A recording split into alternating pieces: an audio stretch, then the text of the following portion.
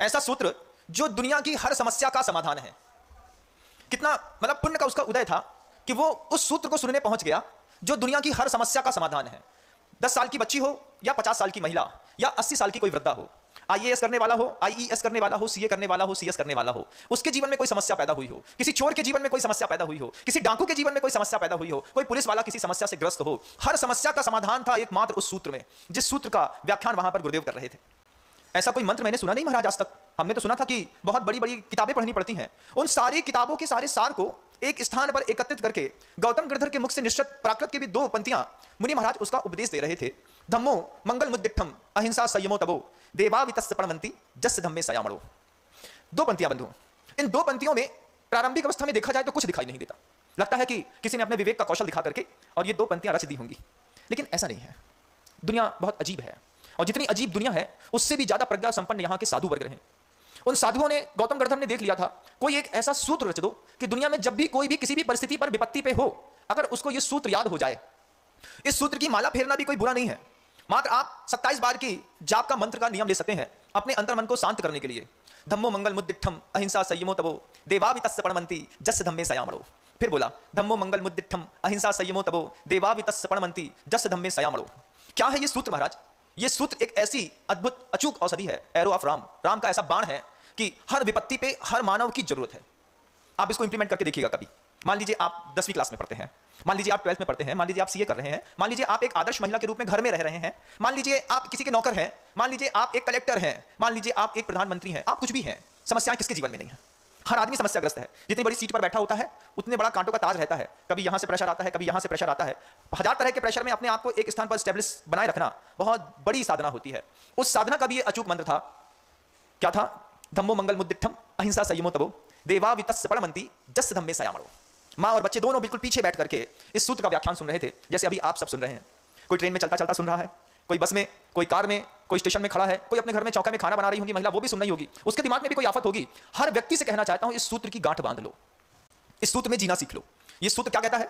सूत्र कहता है धम्मो मंगल मुद्दिठम। धर्म जो है वो मंगलमय है और कैसा है? उत्कृष्ट है, श्रेष्ठ है। लोग कई बार हिंदी साहित्य में सर्वश्रेष्ठ शब्द लिखते हैं, भैया सर्वश्रेष्ठ, लेकिन संस्कृत कहती है अगर उत्कृष्ट शब्द लिख दिया तो उत्कृष्ट में सर्व शब्द लगाने की कोई जरूरत ही नहीं है। उत्कृष्ट का मतलब ही उच्चतम होता है। धम्मो मंगलम उद्दिठम, धर्म कैसा है? मंगलमय है और उत्कृष्ट है। धर्म की 2 विशेषताएं बताई। अब इन 2 विशेषताओं को बताने के साथ ही उन्होंने धर्म को व्याख्यायित किया। वे मुनि महाराज से बैठे थे, धर्म को व्याख्यायित कर रहे थे। आप किसी भी मत के हो और इस बात को अगर सुन रहे हो, अपने जीवन में इंप्लीमेंट करके देखना कैसे जीवन कितना जल्दी सुंदर बन जाता है। दुनिया में लौकिक मंगल तो कई चीजें हैं, जैसे छोटी सी कन्या होती है उसको भी मंगल माना गया, कोई सफेद घोड़ा दिख जाए उसको भी मंगल माना गया। जब आप बाहर सफर में निकलते हैं तो आपके हाथ में एक नारियल दे दिया जाता है, तो उस नारियल को भी मंगल मानते हैं। कई लोग घर से किसी शुभ काम के लिए निकले और बाहर झाड़ू लगाने वाली बाई दिख गई तो उसको सुबह सुबह 10 रुपए दे देते, भैया सुबह सुबह बाई दिख गई 10 रुपए पकड़ो, आप तो अपना काम हो ही जाना है। कुछ लोग फल का ठेला दिख जाता है, उस फल को ठेले वाले को अच्छे फल ऊपर से दिख गए, लोग समझते भैया अपना तो मंगल हो गया, ये फल का ठेला दिखा हुआ है। लौकिक मंगल तो कई है इस दुनिया में, लेकिन वो सिर्फ देखने मात्र के हैं, उनको देखने से आप सुधर नहीं सकते। लेकिन एक पारलौकिक मंगल सूत्र है जो महिलाओं के गले में नहीं रहता, व्यक्ति को अपने दिमाग में रखना पड़ता है। धम्मो मंगल मुद्दिठम। ये धर्म कैसा है? मंगलमय है और उत्कृष्ट है। उस धर्म की भी हजारों परिभाषाएं, हजारों प्रकार की शैलियां, उन हजारों प्रकार की परिभाषाओं और शैलियों के बीच में भी कोई उत्कृष्ट है तो क्या है?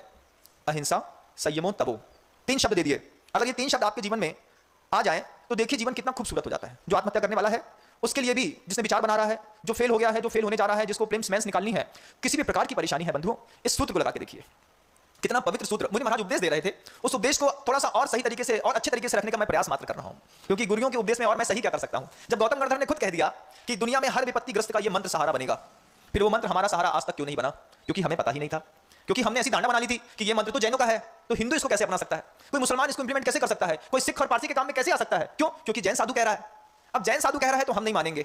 अरे भैया, ये सूरज, ये चांद, ये धरती, ये गंगा, ये नर्मदा किसी एक की नहीं है, ठीक वैसे ही ये सूत्र भी किसी एक का नहीं है। जिसके जो भी दुनिया में प्राणधारी है उसको इस सूत्र की जरूरत है। आज के व्यवहारिक दिन के जीवन में भी आप आज ही इसको इंप्लीमेंट करके देखेंगे, आपको आनंद आएगा।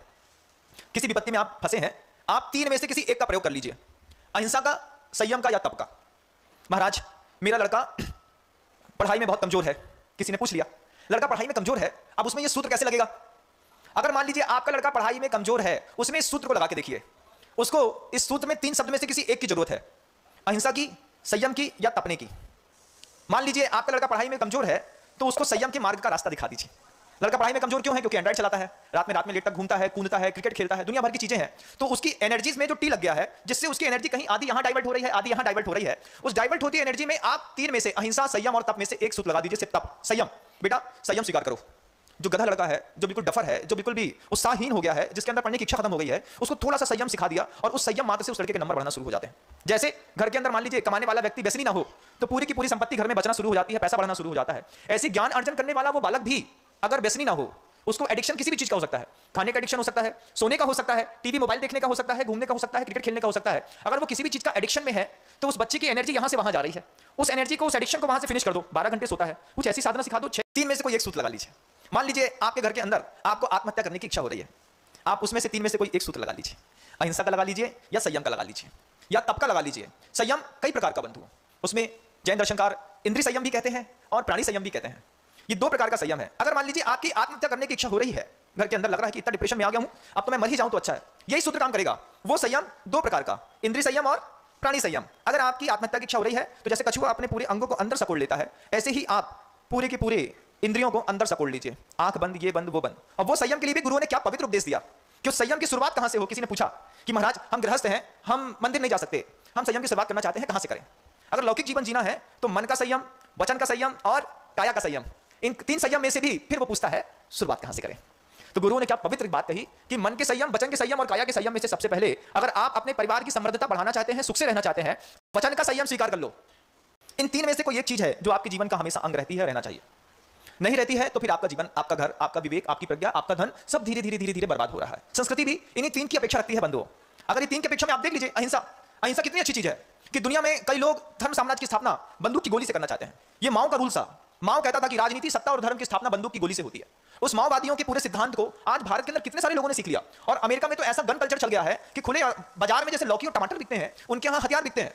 आज शिक्षक भी अमेरिका में, आप सोचिए कितना आश्चर्य होता है कि शिक्षक जब स्कूल में पढ़ाने जाता है तो साथ में हथियार लेकर के जाता है। अगर किसी ने अटैक किया तो उसको राइट है इस बात का कि वो अपने स्टूडेंट्स को गोली मार सकता है। कितनी विभत्सता है। उस विभत्स वातावरण से बचने का क्या उपाय है?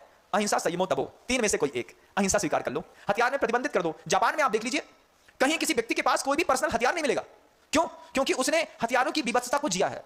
जब अमेरिका ने हिरोशिमा और नागासाकी में बम बॉम्बिंग की थी और परमाणु बम फोड़ा था, उस परमाणु बम के फूटने के बाद जिस तरीके की वहां पे हिंसा हुई, जिस तरीके से पूरा शहर नष्ट हुआ, जापान ने सीख लिया अहिंसा का सूत्र कि जिस दर्द को हमारे देश ने और हमारे परिवार के लोगों ने सहा है, जापान उसमें से किसी का भी प्रयोग नहीं करेगा। न्यूनतम हथियारों पर जीवन शैली अगर किसी की सर्वाधिक विकसित है तो वो जापानीज लोगों की है। जब अभी भारत के वहां के जापान के प्रधानमंत्री की हत्या हुई तो जापान के लोगों को विश्वास नहीं हुआ कि जापान में कोई गोली चलाकर के प्रधानमंत्री की हत्या कर सकता है।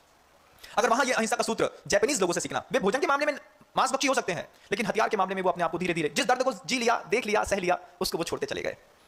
धम्मो मंगल मुद्दिठम अहिंसा संयमो तपो देवावितस्य परमंति जस्य धम्मे संयमणो। आप व्यापार में धन कमाने में परेशान हो रहे हैं, उसमें भी यही सूत्र लगेगा। अहिंसा, संयम या तप, इन तीन में से एक चीज आपको आपकी दुकान में भी चाहिए।